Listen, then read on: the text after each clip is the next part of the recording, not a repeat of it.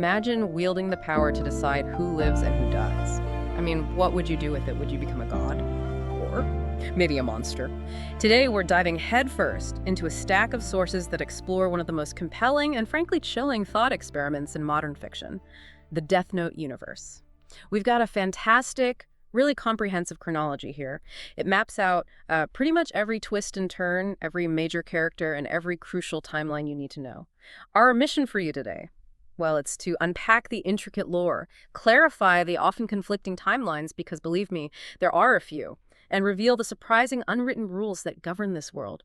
We want you to walk away feeling completely well-informed about a universe where, a simple notebook can basically reshape reality. Yeah, and what's really insightful about this material is how meticulously it defines the different canonical paths within the Death Note saga. Yeah. It's not just one story, right? It's more like a complex tapestry of narratives. They all explore the same core philosophical questions, but from subtly different angles. It's fascinating stuff. Okay, so multiple paths, different angles. Exactly. So we're going to clarify what truly happened in the original story, unpack its fascinating origins, trace the paths of L's surprising successors, and then delve into how other adaptations spun off into their own unique takes.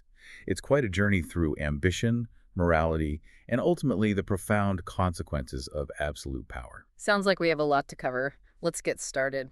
All right, let's untangle this fascinating narrative thread. Our sources make it pretty clear that to really get Death Note, you first need to understand its canonical hierarchy. Because, like you said, it's far more than just one single story, isn't it? It's almost like a multiverse. Precisely. The report establishes a very clear prime timeline. Think of this as the foundational bedrock, the original blueprint. This includes the original 108-chapter manga, which ran from 2003 to 2006. And crucially, its official one-shot manga sequels, Sekira and Akira. We'll definitely get into those later. Okay, the original manga and its direct sequels. Right, but also the light novel, Death Note, another note. The Los Angeles BB murder cases is integrated here too. And this isn't just some side story. The manga itself directly references its events and characters. So it really deepens the established history of the universe, especially giving us insight into L before Kira. Gotcha. So manga, the one-shots, and that specific light novel form the prime timeline, which means everything else, the anime, the Japanese live-action films, the Netflix one, even video games, they're treated as alternate canons. How significant are these divergences? Are we talking small tweaks or completely different stories sometimes? Oh, they can be quite significant. And yeah, we'll analyze them specifically in terms of how they depart from that prime timeline. One really crucial initial divergence, right off the bat, is a 3-year time jump between the manga and the anime. 3 years? How did that happen? Well, the manga story kicks off in 2003, but the anime adaptation actually shifts the start date to 2006. And this wasn't just like a mistake, it was a deliberate choice by the anime team, a kind of real-world update, you could say. They wanted to align the story with its actual broadcast date. Ah, okay. Temporal localization. Makes sense. Exactly. But it immediately sets up a parallel, distinct chronology. Yeah. So yeah, this deep dive is pretty essential if you're trying to keep everything straight. You can't just assume the anime is a one-to-one adaptation of the manga timeline. That's a really important detail. Okay, let's go back even further to the literal origins of the Death Note itself. The Shinigami realm sounds less than pleasant. It truly is. The source describes it as basically a desolate, decaying dimension filled with profound apathy, just gray and boring. The gods of death, the Shinigami, lead these eternal lives, but they're largely devoid of any real purpose. Mostly they just gamble, hang around.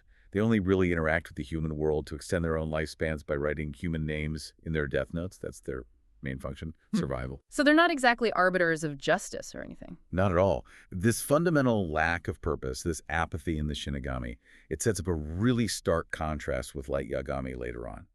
His intense, driven ambition is the polar opposite of their listlessness. Right. They couldn't care less about human morality, while Light wants to completely reshape it. Precisely. And the Shinigami King, he sounds like this ultimate inscrutable figure ruling this realm. What's his deal? Yeah, he's described as the supreme ruler. He's credited with creating the Death Notes and setting up all their complex rules. He's seen as the most powerful, maybe the most intelligent being in their universe, though his actual motivations are, like you said, pretty inscrutable. We rarely see him directly. But there's a twist, right? Something about his rules not being set in stone. Yes.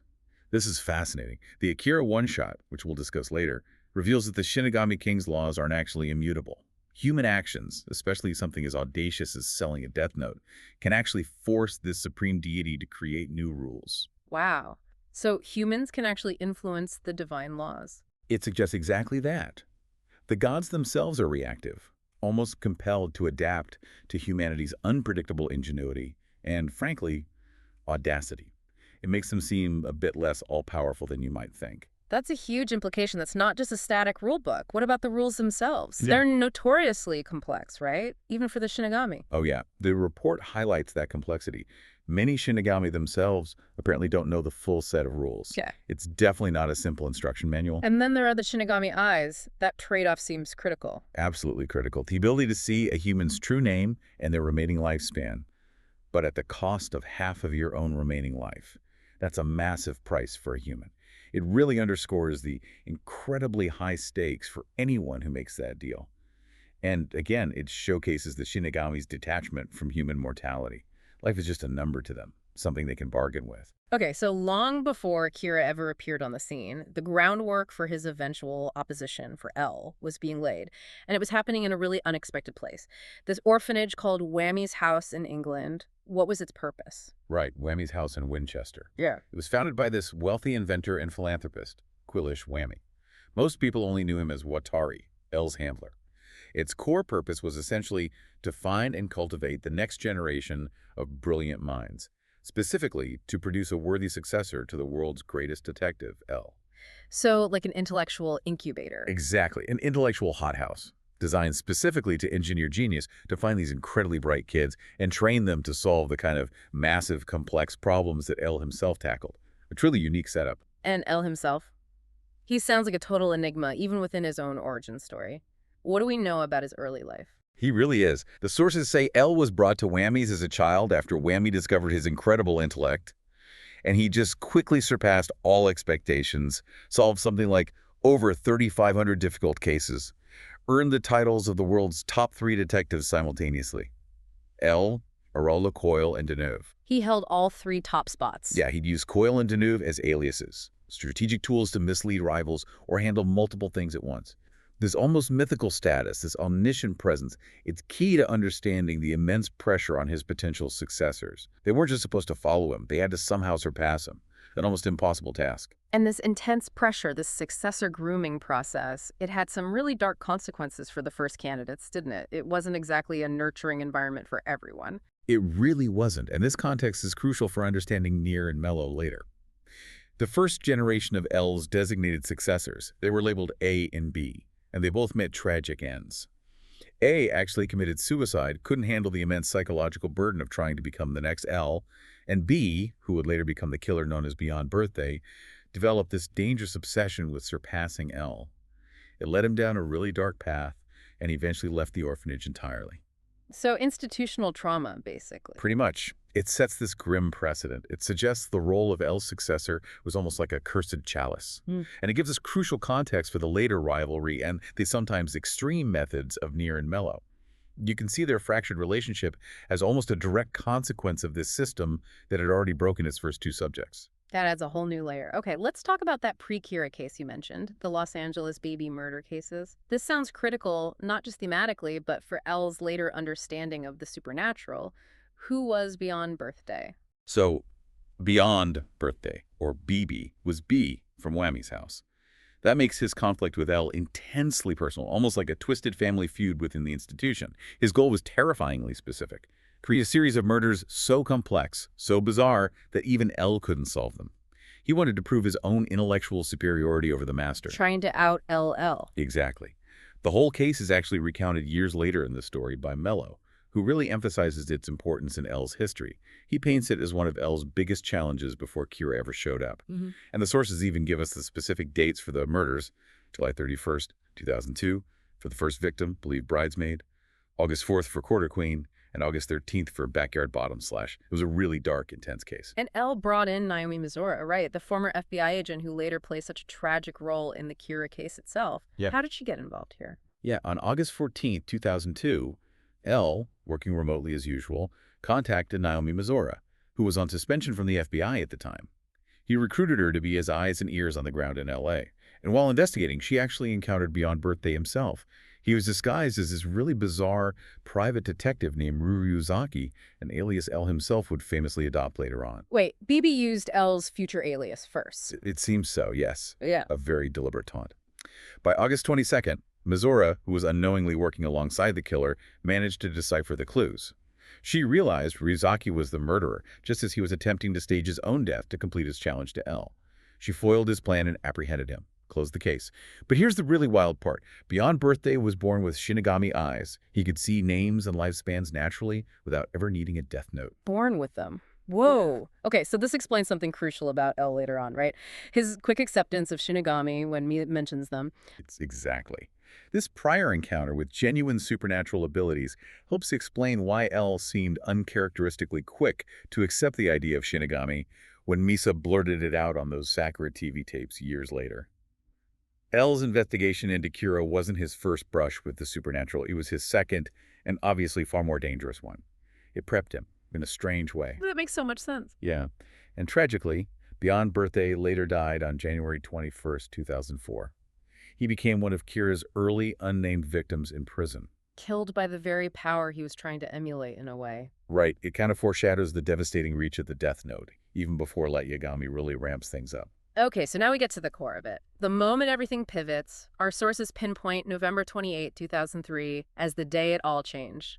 The day the notebook fell. That's the day, driven by just sheer boredom, really, with the Del Shinigami realm. The Shinigami Ryuk deliberately dropped a death note into the human world.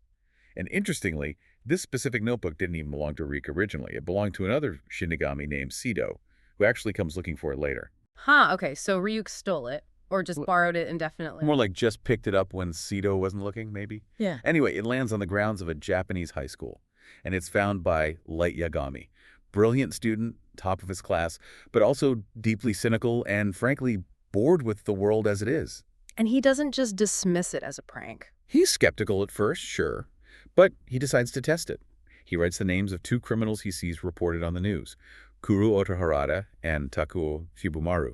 And when both die, exactly as the notebook described they would, Light immediately realizes its terrifying absolute potential. That quick validation. Yeah, it hooks you right into the premise, doesn't it? What would I do? Exactly. Yeah. And then, a few days later, Ryuk shows up. And Light is just cool with it. A giant monstrous Shinigami appears and he just rolls with it. Completely unfazed.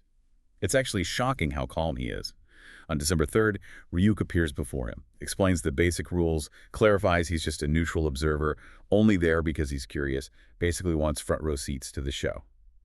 And Light, without missing a beat, just calmly declares his ambition. He's going to use this death note to purge the world of evil, kill all the criminals, and reign as the god of the new world. Just like that. No slow descent into madness, just immediate god complex. Pretty much, it's an incredible display of immediate radical ambition. And by December 5th, just 2 days later, the mysterious deaths of criminals are already making global news. The public starts calling the unseen killer Kira, from the Japanese pronunciation of killer. And that catches the immediate attention of Interpol and, of course, the world's greatest detective, L. And L's first move. It's iconic, right? The Lynd L. Taylor broadcast. Just pure genius counterattack. Oh, it's an absolutely brilliant opening chess move. L arranges this global broadcast, supposedly from himself, but it's actually the decoy, a death row inmate named Lynd L. Taylor, who publicly calls out and denounces Kira. Light, enraged by this direct challenge to his brand new godhood, immediately takes the bait and kills Taylor using the death note. And L was waiting for exactly that. Precisely. L masterfully exploits this. By tracking where the broadcast was actually shown live when Taylor died, he deduces Kira's location. Specifically, the Kanto region of Japan. Boom. First move, L draws blood. Incredible. That immediate battle of wits just sets the whole tone. It really does. It establishes it as this high-stakes intellectual chess match right from the very beginning. Light then retaliates, though. He figures out L sent FBI agents after him and eliminates them, including Ray Penber. That felt like a very early sign of how ruthless he could be. Absolutely. Between December 14th and the 27th, L dispatches a team of 12 FBI agents to Japan.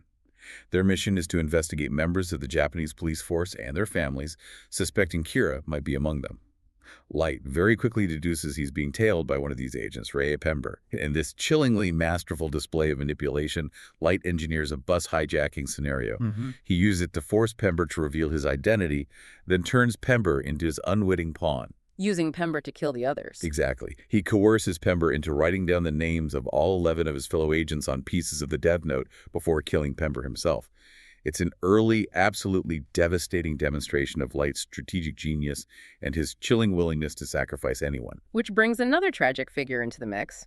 Ray Pember's fiancée, Naomi Mizora. She was a sharp investigator herself and posed a huge threat to Light almost immediately. Yeah, her reappearance is so tragic. On January 1st, 2004, Naomi Mizora, the brilliant former FBI agent we met in the BB case, starts her own investigation into Ray's death. She smells a rat. Her deductions quickly bring her dangerously close to the truth about Kira's abilities and potentially his identity. Light just happens to encounter her by chance at the police headquarters. Just pure bad luck for her. Terrible luck. He immediately recognizes the immense threat she poses, and in this incredibly tense cat-and-mouse conversation, he manages to trick her into revealing her true name. Then he uses the Death Note to make her commit suicide in a way that ensures her body is never discovered. Poof! Threat neutralized. Coldly efficient. Chilling. And then, the moment everyone was waiting for, Light and Elle finally meet in person, though neither knows who the other really is yet. The tension is just palpable, isn't it? On January 17th, Light and Elle, with Elle using the alias Hideki Ryuga, the name of a famous pop star, meet face-to-face for the first time. It's during the entrance exams for the prestigious Tuo University. Both aiming for the top spot, naturally. Of course. Neither knows the other's true identity, but the suspicion is thick in the air. They're locked in this deadly game, subtly probing each other for weaknesses and clues, even as they pretend to be potential friends. It's fantastic dramatic irony for us, the audience. Soon after that, though, things get even more complicated. A second Kira appears. This completely changes the dynamic, doesn't it, for both Light and Elle? Oh, massively. This is Yeah. Misa Amani, who's a really popular model and actress in the story. Our sources explain her backstory. She became this utterly devoted follower of Kira because he killed a man who murdered her parents. She sees Kira as her savior, her god. Okay, so she has a strong motive to find him. A very strong motive. And then there's the Shinigami connection. Yeah. A Shinigami named Gillis had been watching over her, kind of creepily, and had fallen deeply in love with her from the Shinigami realm. On March 12th, he sees her about to be killed by an obsessed stalker. Gillis uses his own Death Note to kill the stalker, saving Misa's life. But that's forbidden for Shinigami, right? Interfering directly like that? Exactly. It's forbidden because it extends a human's lifespan. The moment he does it, Gillis turns to dust. Gone. But another Shinigami, Rem, witnesses this act of self-sacrifice. Rem develops his deep care for Misa, maybe out of respect for Gillis's feelings. So Rem decides to deliver Gillis's now ownerless notebook to Misa down in the human world. And Misa accepts it and makes the eye deal. She does. She accepts the notebook and immediately makes the Shinigami eye deal with Rem, gaining the power to see names and lifespans.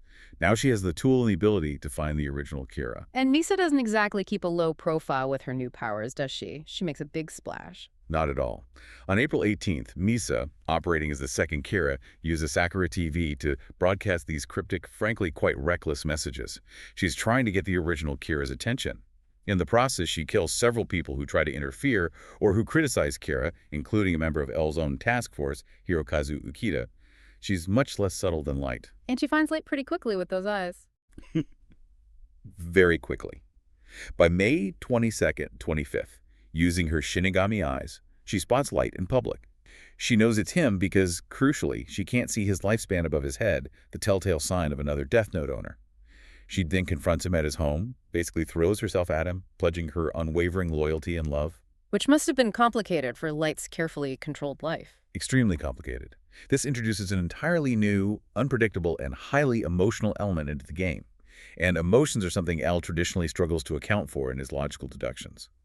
Misa becomes both a powerful asset and a massive liability for Light. And L, despite the new complexity, figures out Misa's the second Kira pretty fast too, right? He does. L is brilliant. By May 28th, his investigation, using evidence like fingerprints left on the broadcast tapes, leads him to correctly identify Misa Amane as the second Kira.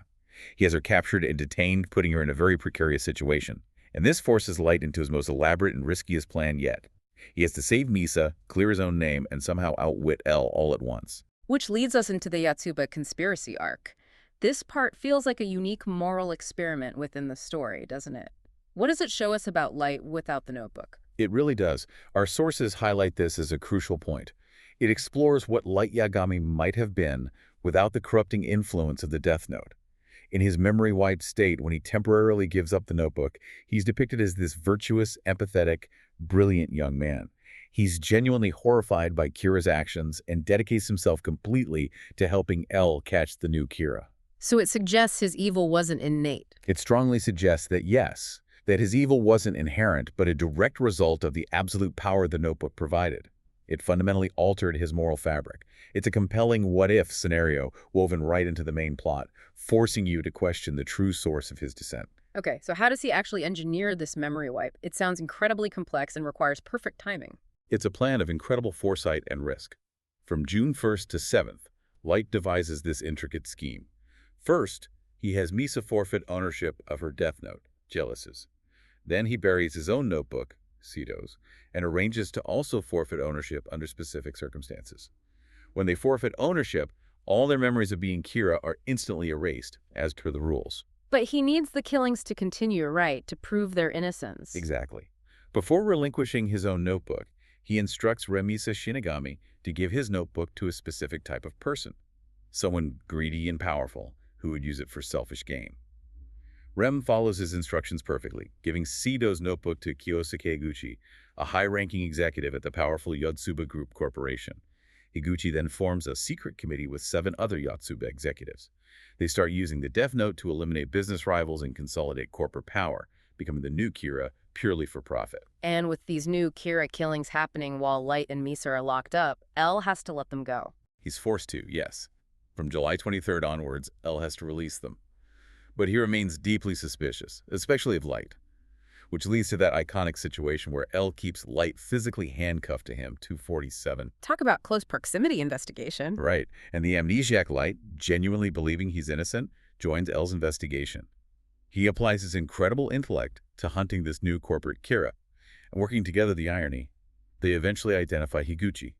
On October 28th, the task force successfully ambushes and captures Higuchi, recovering the death note he was using. A masterclass in dramatic irony, watching Light hunt Kira alongside L. Absolutely. It showcases Light's genius even without his memories, and L's unwavering laser-focused suspicion, even when faced with Light's apparent innocence. Okay, this brings us to L's defeat.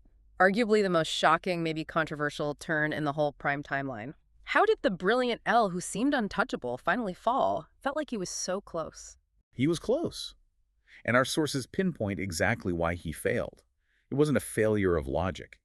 L's downfall came because he couldn't account for an irrational variable, a Shinigami's love. L's entire method, his genius, was based on predicting rational moves, using pure logic to deduce and corner his opponent. He correctly deduced the existence of Shinigami. He knew about the notebooks. He was even on the verge of exposing Light by testing the fake 13-day rule he suspected Light had fabricated in the notebook they recovered from Higuchi. But Light had a counterplan relying on Rem. Exactly. Light's entire escape plan hinged on Rem's intense emotional attachment to Misa. This was a factor completely beyond logical calculation for L. He couldn't predict that a Shinigami would sacrifice itself for a human. Rem's self-sacrificial act to save Misa, when Light deliberately put Misa in danger, defied the cold, hard logic upon which L operated. It demonstrated the ultimate limits of pure reason against the unpredictable, powerful force of love, or perhaps obsession in Rem's case. So walk us through that final sequence. Higuchi's capture is the trigger. Right. The moment Higuchi's captured, Light manages to touch the death note recovered from him. Instantly, all his memories of being Kira flood back. And he had that hidden piece. Yes. He'd cleverly hidden a small piece of death note paper inside his watch. He immediately uses it to kill Higuchi, silencing him and officially regaining ownership of that notebook. Then, Light masterfully manipulates events using Misa's recovered memories and her remaining notebook to ensure L will conclusively prove Misa was the second Kira. Putting her in mortal danger again. Deliberately. This places Misa in imminent danger of execution or lifelong imprisonment, forcing Rem's hand. To save Misa's life, an act that extends the human's lifespan and is therefore fatal to a Shinigami, Remy has no choice. She writes down both Watari's true name, Quilishwami, and L's true name, El Laliat, in her own death note. As Rem disintegrates into dust, Watari collapses, and then L dies moments later. Collapsing right into Light's arms. A truly iconic, chilling image. L's final thoughts in the manga are just that quiet, perhaps even slightly satisfied confirmation I was right. Yeah. He knew. A pivotal, tragic moment for L, and a terrifying triumph for Light. Absolutely. It marks the peak of Light's power and the end of the story's first major phase. And you mentioned the anime handles L's death scene a bit differently, makes it more cinematic. It does.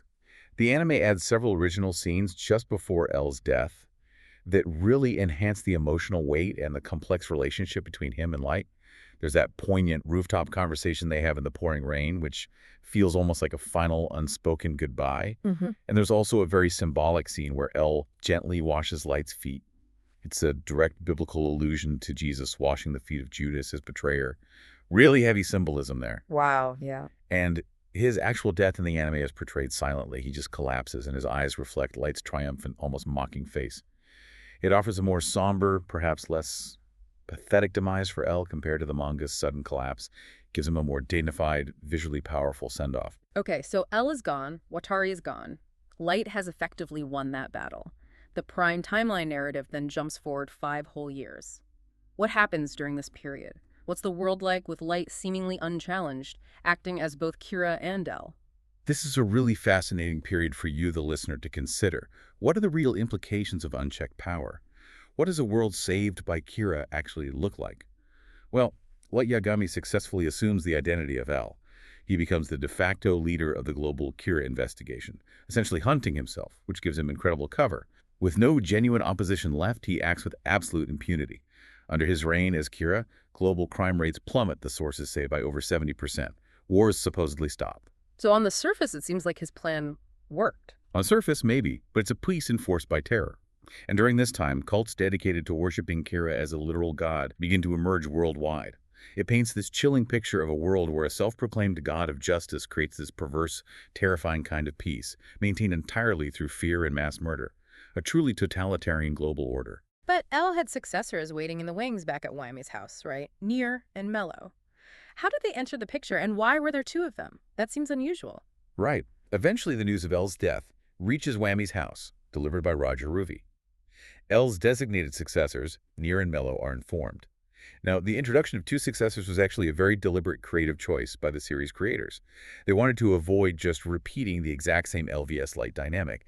They needed something new. Okay, so 2 different approaches. Who are they? Nier, whose real name is Nate River, is the calmer, more analytical, almost eerily detached one. Think L's pure logic, maybe amplified. He's officially offered L's position. And Nier actually proposes a partnership with Mello, whose real name is Mikhail Keel. But Mello is defined by his intense rivalry with Nier, his burning ambition, and maybe deep-seated feelings of inferiority. He vehemently refuses to work under or even with Nier. So their paths diverge immediately. Dramatically. They represent, in a way, the divided aspects of L's own complex personality. L had both intense logic and moments of bold action and emotion. So what specific paths do they take then once Mello rejects the partnership? How do they decide to go after Kira individually? Mello storms out of the orphanage. He decides to pursue Kira using his own far more aggressive and unconventional methods. He ends up joining an American mafia family. The mafia, Seriously.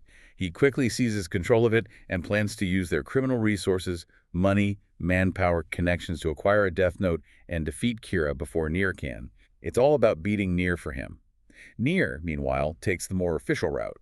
He accepts backing from the U.S. government and forms the Special Provision for Kira, or SPK, a dedicated, methodical task force aimed at capturing Kira through careful, logical investigation, much like L would have done. So Nier is like L's analytical side, and Mello is his ruthless, action-oriented side. That's a great way to put it.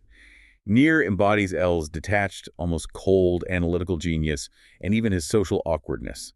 Mello represents L's more ruthless, emotional, and decisive, action-oriented side.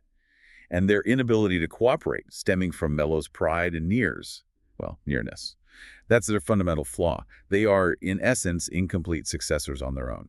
So the story suggests neither could have done it alone. Exactly.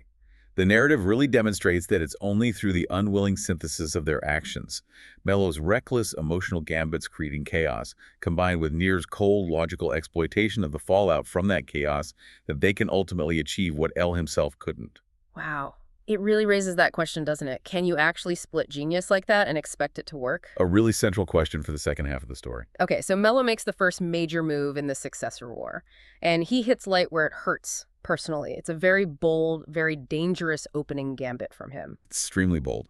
On October 26, 2009, Mello makes his dramatic entrance onto the world stage by kidnapping Sayu Yagami, Light's younger sister. He then forces the Japanese task force, which is now effectively led by Light operating as L, to trade one of the death notes they have in their possession for Sayu's safe return. Using Light's own family against him. Brutal. It's a direct emotional blow, showing Mello is willing to play dirty and target vulnerabilities. Then, on November 10, 2009, things escalate further. In a desperate attempt to retrieve that notebook from Mello and his mafia associates, Light's father, Sayuri Yagami, makes the Shinigami Eye deal with Ryuk. So Ichiro takes the eyes. Wow. He does, believing it's the only way. He leads a raid on Mello's hideout and actually succeeds in recovering the notebook. But tragically, he's mortally wounded in the firefight. And in his final moments, there's that heartbreaking scene with Light. It really hammers home how far Light has fallen. It really does. As Suikiro lies dying, he looks at Light. And because he now has the Shinigami eyes, he sees his son's lifespan floating clearly above his head, which is concrete proof, in that specific moment, that Light is not a Death Note owner, since owners' lifespans aren't visible to eye users. Remember, Light had temporarily given up ownership again as part of his plan. So Soichiro dies thinking his son is innocent. He dies absolutely believing in his son's innocence. It's just a gut-wrenching manipulation by Light, cementing the tragedy of his father's unwavering faith right up until the very end.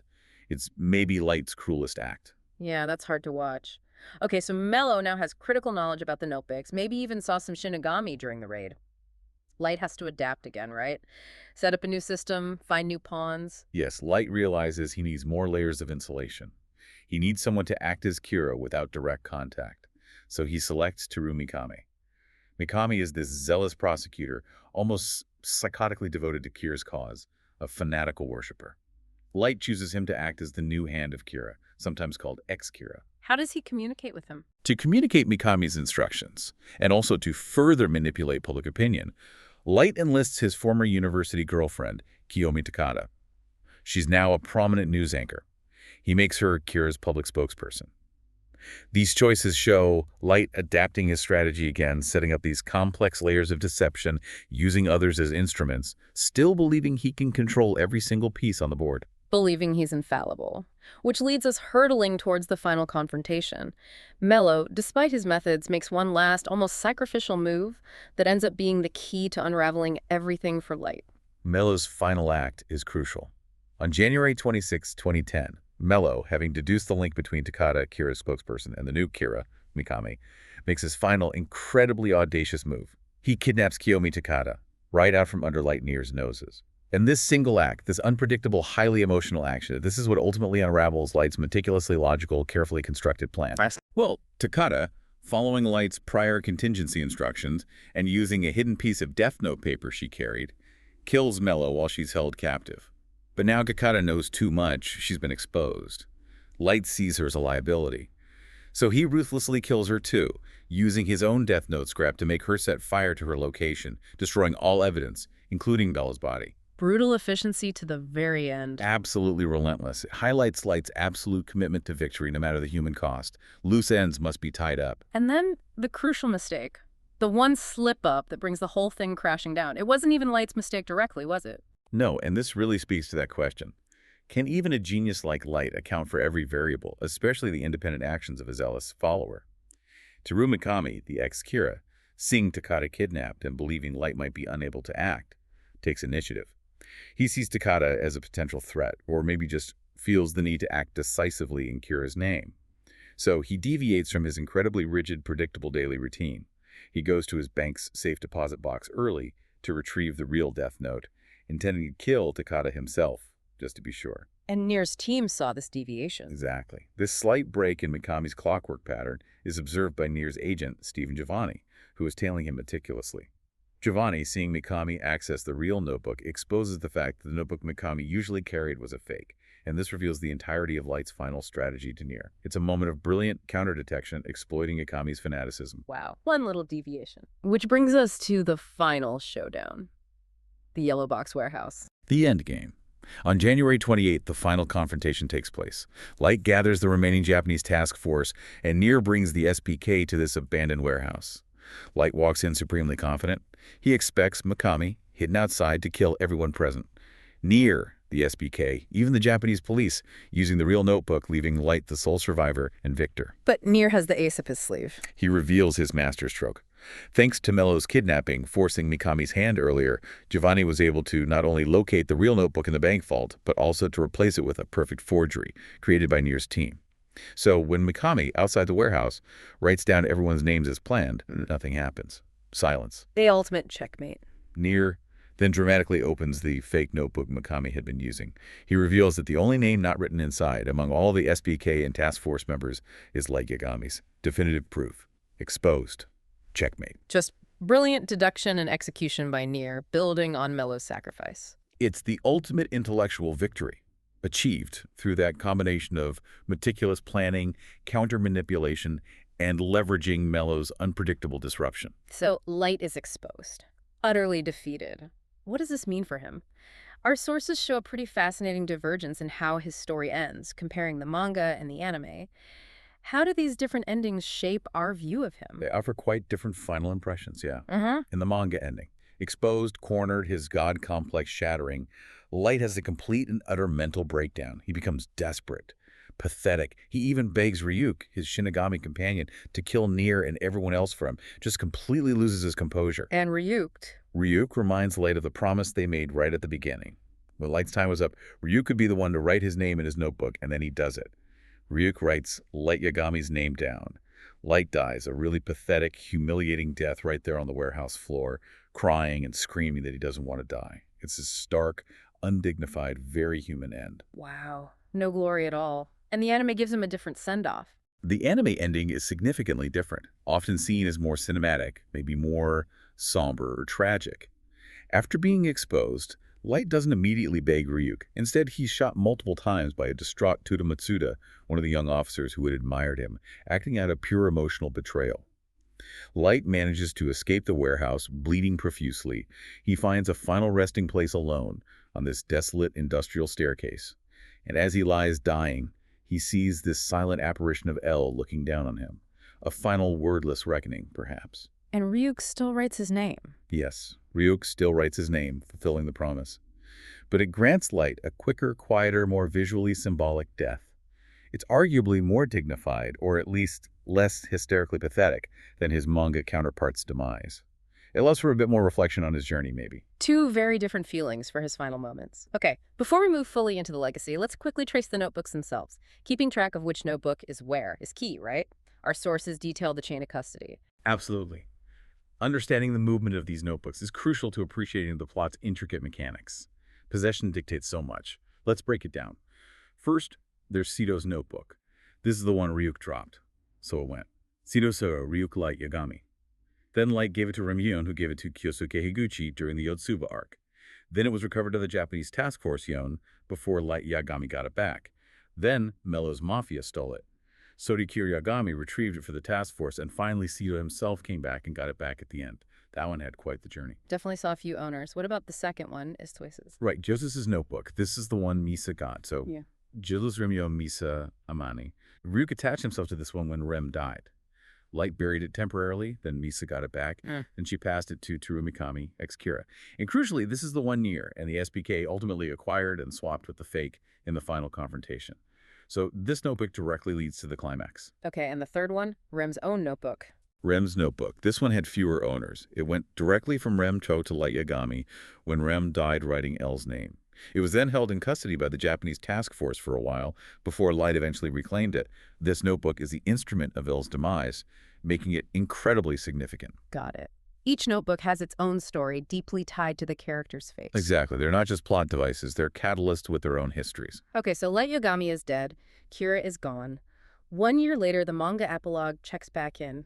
What's the state of the world he tried so hard to reshape? Did his vision stick, or did things just snap back? The epilogue paints a pretty sober, maybe even cynical picture.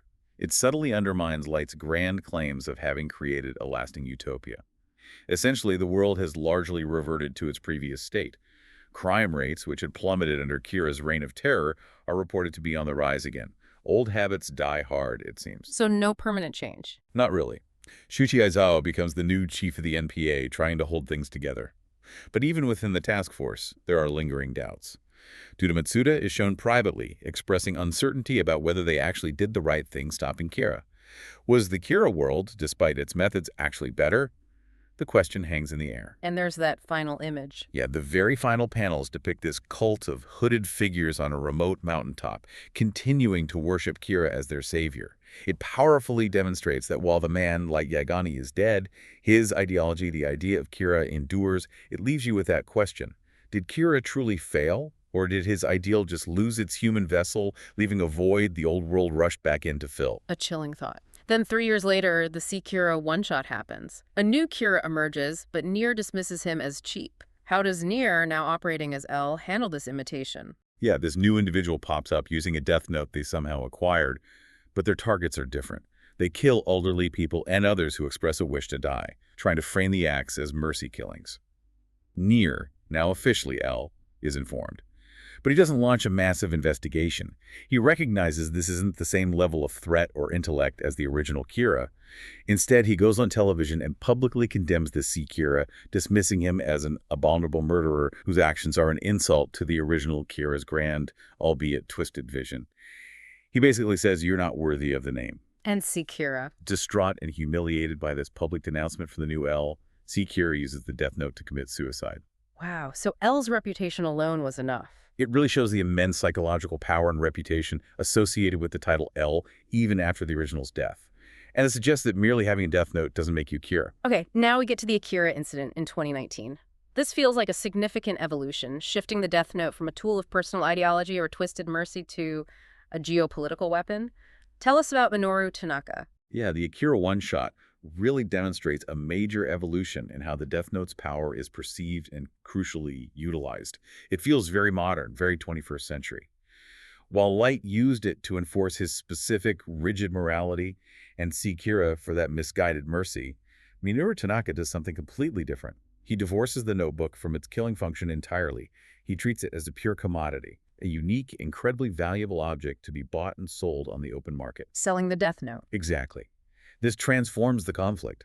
It's no longer a detective story about catching a killer. It becomes this global crisis over the ultimate weapon of mass destruction, framed as an economic transaction. It powerfully shows that the notebook's threat or potential is defined entirely by the ingenuity and motivation of its human user, not just its inherent power to kill. Its value can be interpreted in different ways. So how does Minoru's plan work? An auction for the death note. Ryuk returns to Earth, seemingly drawn back by curiosity or maybe just boredom again. He gives the death note to Minoru Tanaka, who's presented as this brilliant student, aced Japan's IQ tests, but is completely unambitious in a conventional sense. Minoru, having clearly studied the original Kira case intensely, devises a plan not to use the notebook to kill, but to sell it to the highest bidder. He has Ryuk, who can appear on camera without being seen by those without the notebook, announce a global option for the power of Kira on live television. That must have caused chaos. Absolute turmoil. Nations scramble. The sources show countries, including the United States, under a president explicitly modeled after Donald Trump, bidding astronomical sums for this ultimate weapon. The U.S. ultimately wins the auction with a staggering bid. 1 quadrillion yen. 1 quadrillion, that's an insane amount of money. Right. But this unprecedented act, the sheer audacity of selling a death note like it's just another asset, prompts a direct intervention from the Shinigami King himself. This changes everything. The king steps in. Minoru's plan included having the money distributed evenly among all Japanese citizens under 60 via specific bank. And initially, it seems to work. However, his act of selling a death note deeply angers the Shinigami King. So the king intervenes directly by creating a brand new rule for all death notes. Any human who buys or sells a death note shall die. Whoa. He just added a rule. Just like that. It's groundbreaking for the lore. It explicitly reveals the laws of the Shinigami aren't static. They can be altered in direct response to human actions, especially actions that fundamentally misuse or disrespect the notebooks. It proves even the gods have to react to human ingenuity, or maybe human greed. So what happened to Minoru and the U.S. president who bought it? Well, the U.S. president, hearing about this new rule presumably from Ryuk, gets scared. He publicly claims the U.S. now possesses Kira's power, for geopolitical leverage maybe, but privately refuses to actually take physical possession of the notebook. He doesn't want to die. And Minoru Tanaka, having violated the new rule by selling the notebook, he dies of a heart attack the moment he tries to withdraw his share of the quadrillion yen from his designated bank account. So the rule applied retroactively, or just upon receiving the benefit. It seems the rule applied once the transaction was complete, and he attempted to personally gain from it. It's a stark reminder. Even the cleverest human plans, trying to sidestep the notebook's direct consequences, can be undone by unforeseen divine intervention. The king gets the last laugh. Okay, so that covers the Prime timeline and its direct sequels.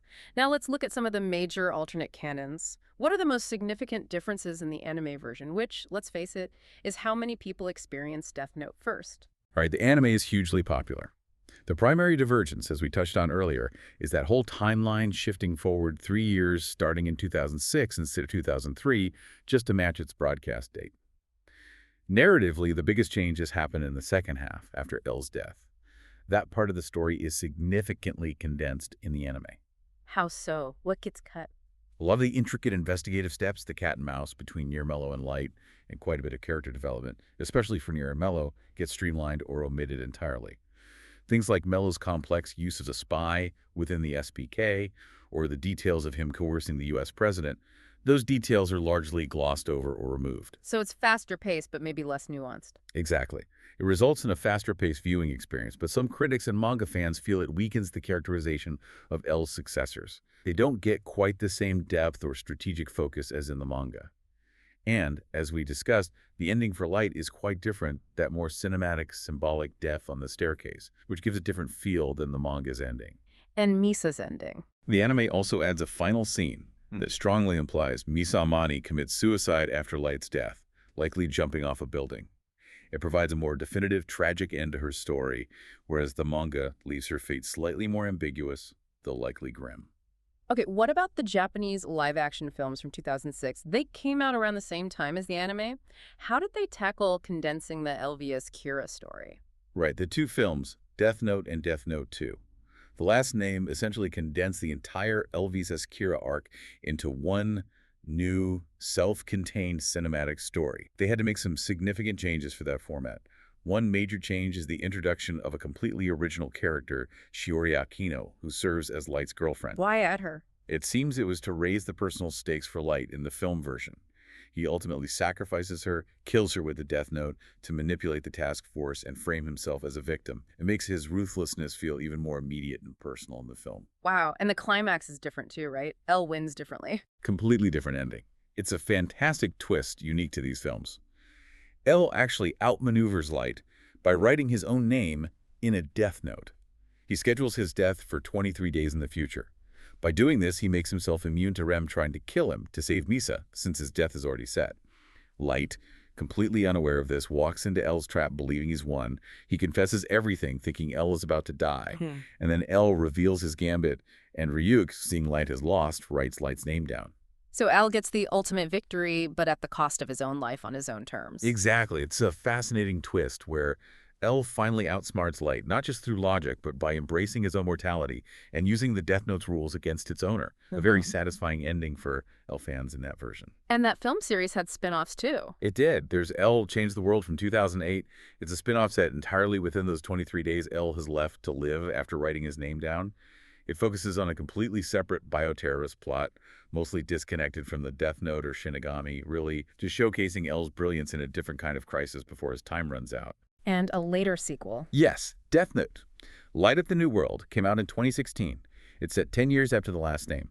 It introduces a brand new rule for that film's universe. A maximum of 6 Death Notes can exist on Earth simultaneously. This creates a new kind of conflict scarcity. The plot follows L's successor in that continuity named Ryuzaki, a different character than BB's alias, and a new task force as they battle multiple new Death Note users in this global race to secure the limited number of notebooks. It shows them trying to keep the franchise going with new ideas. Okay, moving on. There was also a Japanese TV drama in 2015.